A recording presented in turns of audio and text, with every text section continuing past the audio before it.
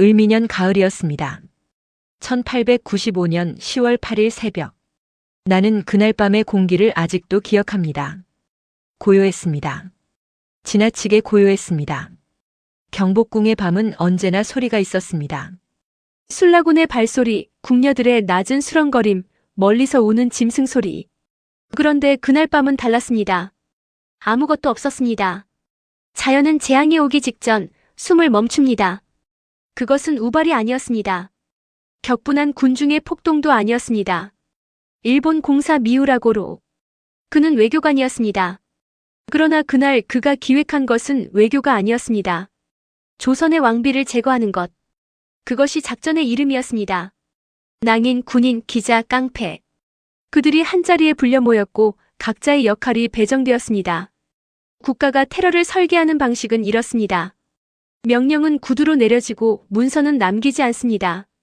새벽 3시가 조금 지난 시각이었습니다. 광화문 밖에 발소리가 들려왔습니다. 군화 소리가 아니었습니다. 집신과 가죽신이 뒤섞인 불규칙하고 낮게 깔린 발소리. 그들은 말이 없었습니다. 말이 필요 없었습니다. 이미 각자 해야 할 일을 알고 있었으니까요. 조선의 군인들 사이에 일본인 낭인들이 섞여 있었습니다. 같은 방향을 향해 같은 목적으로. 문이 열렸습니다. 저항 없이 너무도 쉽게. 누군가 안에서 빗장을 풀었다는 뜻이었습니다. 그날 밤 배신은 밖에서 온 것이 아니었습니다. 안에서 이미 오래전부터 준비되어 있었습니다. 무리가 근정전 앞마당을 가로질러 달렸습니다. 수백 년의 역사가 새겨진 돌바닥 위로 왕비의 피를 원하는 발들이 쏟아졌습니다. 홍계훈, 궁궐 시위대 연대장. 그는 막았습니다. 혼자서 총 한 자루를 들고 100여 명이 앞에 섰습니다.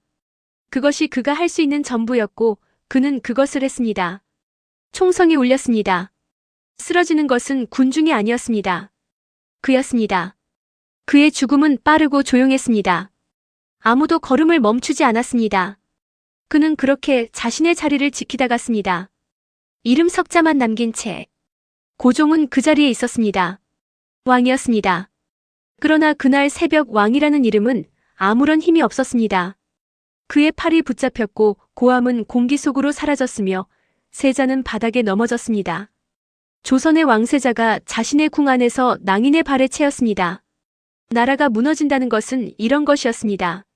한순간에 오는 것이 아니라 이렇게 왕이 두 눈을 뜨고도 아무것도 할 수 없는 그 순간에 이미 끝나 있는 것입니다. 오코르였습니다. 그들이 마지막으로 향한 곳. 궁녀들이 문 앞에 섰습니다. 몸으로 막았습니다. 칼을 가진 수십 명 앞에 아무 무기도 없이. 그것이 그들이 할 수 있는 전부였기에 그들은 그것을 했습니다. 나는 그 궁녀들의 이름을 압니다. 역사는 기억하지 않지만 나는 압니다. 그들은 충성이라는 말을 입에 올리지 않았습니다. 그냥 섰습니다. 나는 그 순간을 여러분에게 그대로 전하지 않겠습니다. 말로 옮길 수 있는 것이 있고 옮겨서는 안 되는 것이 있습니다. 다만 이것만은 말하겠습니다. 그것은 빠르지 않았습니다. 그리고 그것은 한 사람의 죽음이 아니었습니다. 그것은 한 나라가 지켜봐야 했던 자신의 국모가 자신의 궁 안에서 사라지는 것이었습니다. 그리고 그들은 불을 질렀습니다. 증거를 없애려 한 것이었습니다. 그러나 생각해 보십시오. 불로 지울 수 있는 것이 있고 지울 수 없는 것이 있습니다. 그들은 형체를 없앴습니다. 그러나 그 새벽에 일어난 일은 없어지지 않았습니다. 연기는 하늘로 올라갔고 하늘은 기억했습니다. 날이 밝았습니다. 궁궐은 조용했습니다. 일본 측은 즉각 발표했습니다. 조선 내부의 반란이라고. 자국민의 개입은 없었다고. 미우라 고로는 본국으로 송환되어 재판을 받았습니다. 그리고 무죄로 풀려났습니다. 기획자도 실행자도 명령자도 아무도 처벌받지 않았습니다. 이것이 국가 테러의 방식입니다. 불을 지르고 연기가 거치면 아무도 성냥을 쥐지 않았다고 말합니다. 여러분, 나는 그날 이후에도 이름이 지워지지 않았습니다.